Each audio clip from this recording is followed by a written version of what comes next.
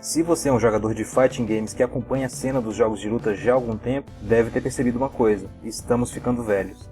A grande maioria dos fãs do gênero é formada por adultos com mais de 20 anos de idade, e às vezes até com bem mais do que isso. É bastante incomum ver jogadores mais jovens. Olhando essa imagem agora, com vários dos melhores jogadores do mundo, você diria que algum deles tem menos de 20 anos? Pois bem, nesse caso o único nessa faixa etária é o americano Sonic Fox. Todos os outros estão bem acima disso. O Alex Valle, por exemplo, está com 38 anos. O Daigo Mehara está com 34, o Justin Wong já tem 30, e mesmo talentos mais jovens como o Xian, de Singapura, e a francesa Kayane estão com 25 e 24 anos respectivamente. Esse é um fenômeno que não ocorre apenas no cenário competitivo, mas de modo geral. É bem provável que o seu sobrinho mais novo não saiba a diferença entre o Sagat e o Akuma, apesar de saber o nome de diversos canais de Minecraft no YouTube. Não é comum vermos adolescentes ou até crianças fazendo filas em lojas atrás de um Street Fighter ou Guilty Gear.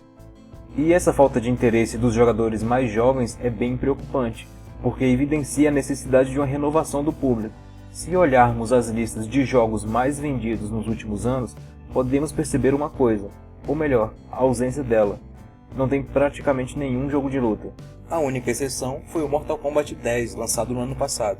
Isso é bem preocupante, pois mostra que, por mais que os fighting games já estejam estabelecidos há tanto tempo, o apelo deles está bem aquém do que gostaríamos. Estamos bem longe da era de ouro dos anos 90, quando os jogos de luta eram um dos gêneros mais populares. Se um jogo não vende, não dá lucro. E se não dá lucro, por que uma empresa vai continuar produzindo ele? Esse é um pensamento bem frio, mas que faz todo sentido comercial. Qualquer empresa precisa ter lucro para continuar funcionando. Em uma pesquisa realizada em 2013 e divulgada em 2014 pela ESA, foi mostrado que apenas 3,9% dos jogos vendidos nos Estados Unidos eram fighting games. O gênero não foi o pior colocado na lista, ficando na frente de jogos como os casuais, arcades, infantis e de estratégia também. O próprio Yoshiori Ono, produtor da série Street Fighter, chegou a dizer em uma entrevista à revista Playboy que para antigos pedidos dos fãs, como o novo Rival Schools ou SNK vs Capcom aconteçam, basta que o público demonstre interesse. Ou seja, ele não fará jogos sem ter a certeza de que há muita gente interessada em comprá-los. Mais público significa uma comunidade maior, e por mais que a comunidade dos jogos de luta seja uma das mais apaixonadas, está bem longe de ser a maior. O maior sucesso de venda que a gente teve recentemente foi o Mortal Kombat 10, que foi o jogo mais vendido durante o primeiro semestre de 2015 nos Estados Unidos. Já aqui no Brasil, o jogo foi o quinto mais vendido naquele ano, sendo que no total o jogo vendeu mais de 5 milhões de cópias no mundo.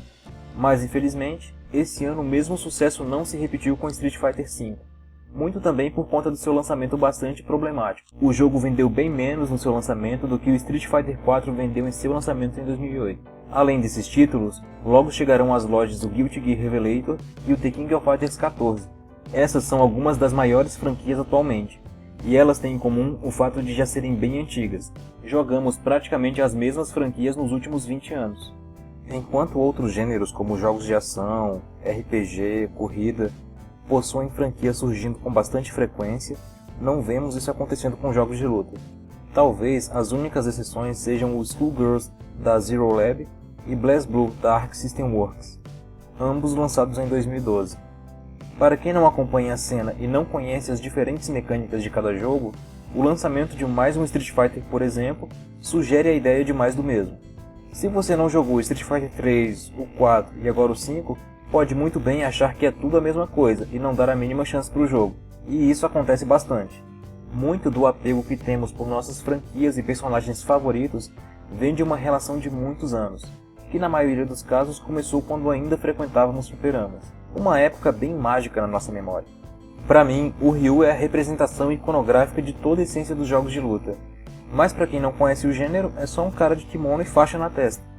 Não dá para querer que uma pessoa que acabou de ser apresentada ao gênero tenha essa mesma reverência que nós temos. Uma medida que está sendo tomada para facilitar a entrada de novos jogadores foi diminuir a barreira de execução, que costuma assustar os novatos. No jogo Rising Thunder, por exemplo, você efetua comandos para ataques especiais apertando apenas um botão, sem precisar fazer qualquer movimento mais complexo com o cursor do seu controle. Foi entendendo essa necessidade de ampliar o público que a Capcom fez do Street Fighter V um jogo com uma execução bem mais simples do que o seu antecessor. Os temidos links de apenas um frame, que exigiam uma precisão cirúrgica do jogador, foram extintos, e em seu lugar temos, de modo geral, links de 3 frames, que permitem que uma execução um pouco menos precisa ainda funcione. Além disso, mecânicas complexas como o Focus Attack deram lugar ao V-Skill, que é de facílima execução. O jogo ainda continua complexo, mas você gastará mais tempo desenvolvendo estratégias do que aprendendo a executar comandos. Por mais que o jogo de luta não seja o estilo mais popular da atualidade, isso não quer dizer que não haja interesse por eles.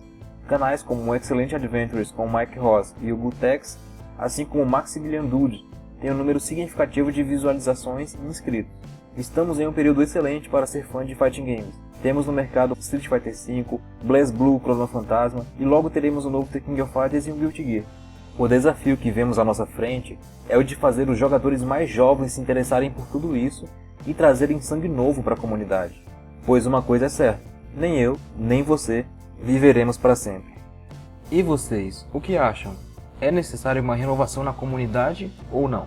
Podem deixar a sua opinião ou sugestão nos comentários aqui embaixo. Peço também que tentem apresentar algum jogo de luta para uma pessoa bem mais nova que você. Pode ser filho, filha, sobrinho, sobrinha, qualquer um.